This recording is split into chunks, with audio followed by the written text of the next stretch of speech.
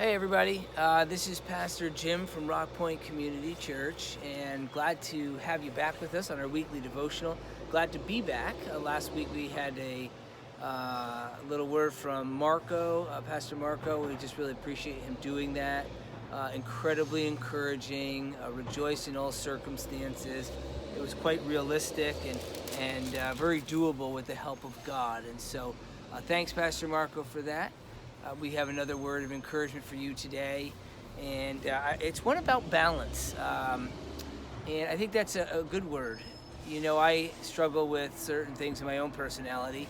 If left to my own devices, I'm the type of person who would probably work too many hours, 10 projects at a time, and then just be off completely. Like go off the grid, hide on vacation, and no phones, nothing, kind of all on or all off. Yet I've learned throughout life that that's not always the healthiest approach. I mean, even recently, just to highlight the personality again, before quarantine, found myself going to the gym 4 days a week, and I really didn't miss. If I missed, I'd find a way to go and make up for it. In the last, which I guess is about 7 weeks of quarantine, I think I've worked out about a total of 4 times. So I tend to swing with extremes, but like I said, as I've gone throughout life, I've realized that the extreme behaviors and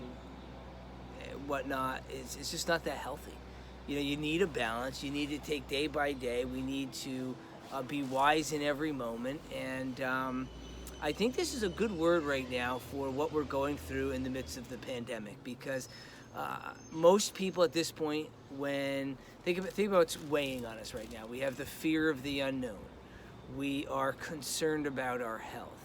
We are anxious about loss or potential loss of life, of savings, income, all that kind of stuff. So you can feel the pressure piling on, and the adage that we usually use is people tend to either fight or flight, right? Fight or flight. Which one are you, right?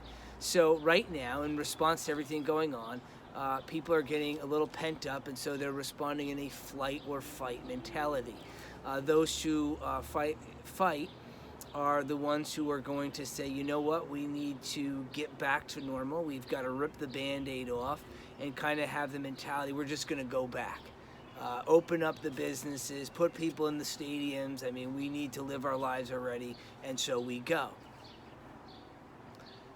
The flight perspective is more hey, we should just stay in quarantine. Everybody lock down, wear your mask 24/7, hide until we come up with some sort of magical drug or something. And so we just, hey, if this is 6, 10 months, whatever it takes.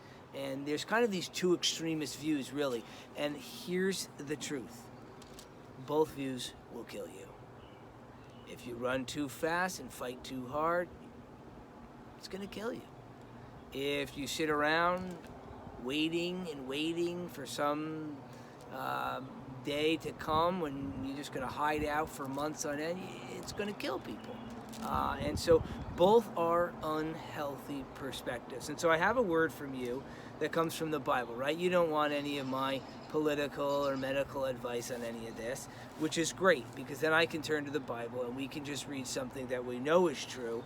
And so we're going to hear from one of my favorite passages that has had a profound impact on the way I live my life and manage extremes and pursue the balanced, healthier life, which is what we're after right now. Comes from Ecclesiastes chapter 7, written by King Solomon, the smartest man to ever walk the earth. And so here we go, Ecclesiastes 7. The end of a matter is better than its beginning, and patience is better than pride. Do not be quickly provoked in your spirit, for anger resides in the lap of fools. Think about that. Whether you're fight or flight, if we're not careful, we will be quickly provoked, and what comes out is usually not productive or beneficial for anybody. Verse 10. Do not say, why were the old days better than these? For it is not wise to ask such questions. Wisdom, like an inheritance, is a good thing, and it benefits those who see the sun. Wisdom is a shelter. Money is a shelter. But the advantage of knowledge is this: wisdom preserves the life of the possessor. Wisdom preserves the life of the possessor. He continues with this. He says, consider what God has done. Who can straighten what he has made crooked? When times are good, you should be happy. But when times are bad, consider God has made the one as well as the other. Therefore, a man or woman cannot discover anything about his future. All the worrying and planning and plotting and assuming, we really don't know the future. And yet we're also told not to get caught up with saying, why were the old days better than these? Somehow we have to proceed forward. We can't go back, and we will make good of all this in time. But we can't really do anything about discovering the future. Verse 15. In this meaningless life of mine, I have seen both of these things. Now, just so that you understand, King Solomon was the wisest man to ever walk the face of the earth. He was incredibly successful in every possible way you could imagine. And yet here he is saying meaningless life. What does he mean? He doesn't mean that his life was meaningless, but he's comparing it and contrasting it to the end of the book, where he comes to a place where he says, hey, I've lived this life with all this success, all this influence, and I've come to realize at the end of the day, it all just goes in a circle. And the only thing that's steady and certain is God. Eat, drink, be merry, and be committed to God. That's, fearing God is the end of all things. And so this is what he's getting at. And here it comes to some pretty good advice in verse 15. A righteous man, this is what he's seen in his meaningless life. He says, I've seen a righteous man perishing in his righteousness. I've seen a wicked man living long in his wickedness. Doesn't sound fair. So here's my advice. Do not be over righteous, neither over wise. Why destroy yourself? It's interesting when you think about those two types of people. You got the person who's over righteous and over wise. Now, if you have a person who's over righteous, they are deeply committed to their convictions. They are religious to the 10th degree, and they get to a point and a place in their lives where doing the right thing is always what matters to. And now he describes this person as over righteous. You know what over righteous people become? Arrogant, puffed up, kind of annoying, and they're usually ready to pick a fight with the people who aren't doing it the right way.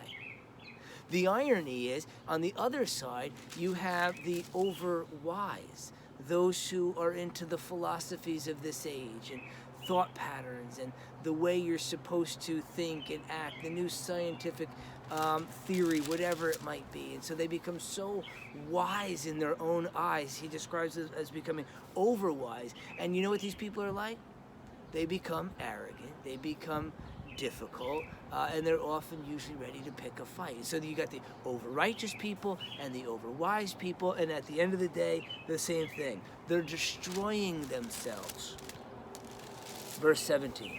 Also, do not be over-wicked, and do not be a fool. Why die before your time? He's actually saying that people can be so reckless and so distant from any kind of character development or obedience to God, and they think they're just going to, okay, well, you told me not to be over-righteous, and I'm not supposed to be over-wise, so let me just live my life the way I want to live it. And yet he says if you do that, you could wreck yourself, and you could actually die before your time. So you don't want to be that person either. It is good to grasp the one and not let go of the other. Here's the truth. This is where it ends up. The man and the woman who fears God will avoid all extremes. The man and the woman who fears God will avoid all extremes. And so, what does that mean? How do we do this? Here's how we do this. What's God saying? God is saying that we need to practice patience, right? Patience is better than pride. We practice patience by accepting the day. Accept the day, right? We can't go back and say, yeah, why was the old days better than the new days, or we can't predict the future of the days to come, and so we have to be patient by accepting the day. We don't have to be perfect. We don't have to be right. We have to continue to go to God in prayer. And through prayer, He can help us to avoid all extremes. This is wisdom, and wisdom brings you life. It says that the one who possesses wisdom will preserve their life. Nothing else. The wisdom that comes from God says that we must avoid all extremes. Practice patience, accept the day, don't try to be perfect, don't always try to be right. Just go to God in your prayers and ask Him to help you to avoid extremes. And He will give you the wisdom that preserves your life. All right. Thanks for listening in for another week. This is Pastor Jim, Rock Point Community Church.